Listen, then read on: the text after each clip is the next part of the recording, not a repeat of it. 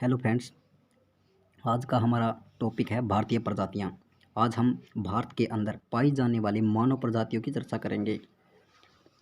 आइए इससे पहले जान लेते हैं कि प्रजाति क्या होता है। वंशानुक्रम शारीरिक लक्षणों में पर्याप्त समानता रखने वाले वर्ग को प्रजाति कहा जाता है। यानी कि वंश के क्रम के अनुसार कोई वर्ग शारीरिक लक्षणों में सिर्फ एक प्रकार की समानता रखता है।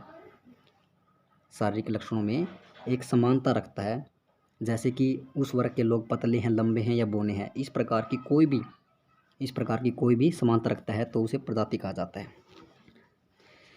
अब बात करते हैं प्रजातियों का निर्धारण कैसे किया जाता है। प्रजातियों का निर्धारण दो तरह से किया जाता है। पहला बाह्य लक्षण, दूसरा आंतरिक लक्षण। बाह्य लक्षणों में बालों की संरचना, त्वचा का रंग, मुखकृति, शरीर का कद, होठों का आकार, ये सब देखा जाता है। और जो आंतरिक लक्षण है उनमें रक्त समूह, कंकाल संरचना, नासिका सूचकांक, कपाल सूचकांक, ये सब देखा जाता है। अब बात करते हैं कि त्वचा के रंग के आधार पर वर्गीकरण के बारे में जानते हैं।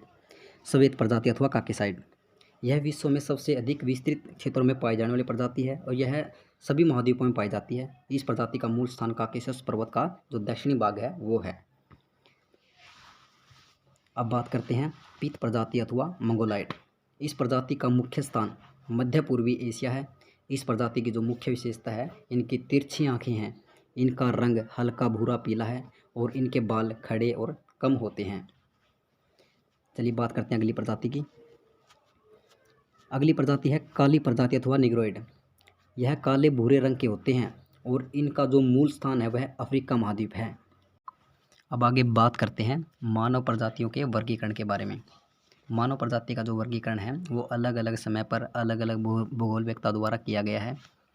अगर ऐतिहासिक दृष्टि से देखा जाए तो रिजले का जो प्रजाति वर्गीकरण है वो भी महत्वपूर्ण है, लेकिन सन 1931 की जनगणना रिपोर्ट पर आधारित डॉक्टर BS गुहा का जो प्रजाति वर्गीकरण है वो सबसे प्रमुख एवं सर्वमान्य माना जाता है, जिसका संक्षिप्त विवरण इस प्रकार है। हमारी पहली प्रजाति है निग्रेटो या निग्रो। इस प्रजाति के लोग अंडमान निकोबार द्वीप समूह में पाए जाते हैं। निग्रेटो मानव समूह भारत में प्रवेश करने वाला पहला समूह है। यह प्रजाति भारत में मध्य प्रदेश, आंध्र प्रदेश, महाराष्ट्र, छत्तीसगढ़, कर्नाटक, तमिलनाडु, केरल राज्यों के जो पहाड़ी क्षेत्र है वहाँ पर रहते हैं। अब हमारी अगली प्रजाति है प्रोटो ऑस्ट्रेलाइड या पूर्व द्रविड़।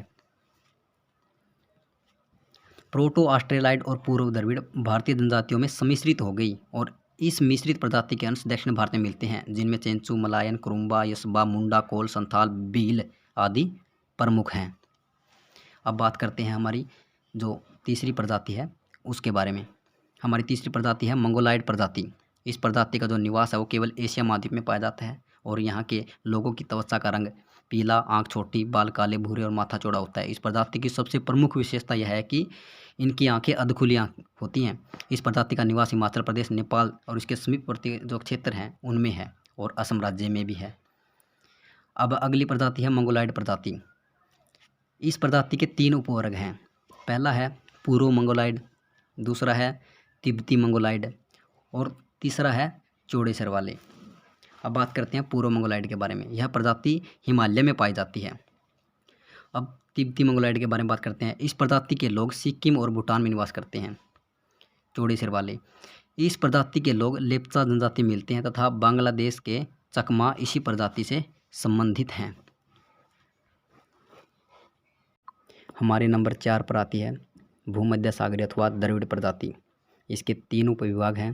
पहला प्राचीन भूमध्य सागरीय, जो दक्षिण भारत के तेलुगु तथा तमिल ब्राह्मणों में मिलते हैं। दूसरा भूमध्य सागरीय, जो सिंधु घाटी सभ्यता के जन्मदाता माने जाते हैं तथा ये पंजाब, कश्मीर, राजस्थान, उत्तर प्रदेश, कोचीन, महाराष्ट्र तथा मालाबार में मिलते हैं। तीसरा पूर्वी अथवा सेमेटिक प्रजाति के लोग, जो पंजाब, राजस्थान तथा पश्चिमी उत्तर प्रदेश में पाए जाते हैं। अब नंबर 5 पे आती है नॉर्डिक अथवा इंडो आर्यन प्रजाति। यह प्रजाति भारत में सबसे अंत में आने वाली प्रजाति है। वर्तमान में इनका निवास उत्तर भारत में माना जाता है। राजपूत, सिख आदि इसी प्रजाति के माने जाते हैं। यह प्रजाति यूरोप से भारत में आई है और नॉर्डिक अथवा इंडो आर्यन प्रजाति के भी 3 उपवर्ग हैं। नॉर्डिक अथवा इंडो आर्यन जो प्रजाति है उसके 3 उपवर्ग हैं। पहला एल्पोनाइड, और दूसरा डिनारिक, और तीसरा आर्मेनाइड। ये 3 उपवर्ग हैं। अब आगे ध्यान रखने योग्य बातें। भारत में विभिन्न प्रकार की प्रजातियां पाई जाती हैं, लेकिन किसी भी प्रजाति को स्पष्ट रूप से अलग नहीं किया जा सकता। यहाँ सभी प्रजातियों के प्रतिनिधि तो मिल सकते हैं, लेकिन शुद्ध रूप से नहीं।